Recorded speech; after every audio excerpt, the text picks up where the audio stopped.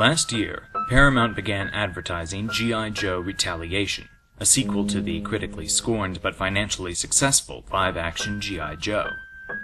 Then, in an unexpected move, the studio announced that the film would not be released for a whole year. The justification they gave for this was that they wanted to convert to 3D, but the sudden and seemingly unnecessary nature of the change made it obvious that the catalyst was external rather than internal. It was later rumored that the delayed release was intended to give Paramount time to shoot extra scenes with Channing Tatum to exploit his newfound star status. While this may be partly true, at the time at which the studio made its decision, the film that cemented Tatum's critical and box office credibility, Magic Mike, had not yet been released. Thus, there must be more fundamental forces at work. To a large extent, the delay occurred because Hollywood still subscribes to a mercantilist philosophy. Mercantilism was an economic system pioneered in the 17th century by French economist Jean-Baptiste Colbert for King Louis XIV. Central to the mercantilist notion was the idea that there was only a finite amount of wealth in the world, and so the object of a nation should be to collect as much of that limited amount of wealth as possible within its own borders, and do whatever it took to keep it there.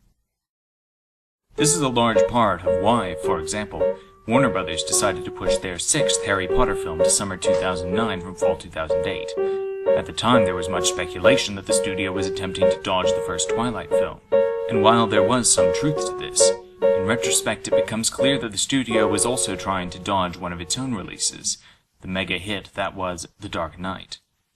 Warner Brothers wanted their next Potter film to be a huge smash at the box office, and were afraid that the massive grosses of Christopher Nolan's superhero crime epic would not leave enough money to be had.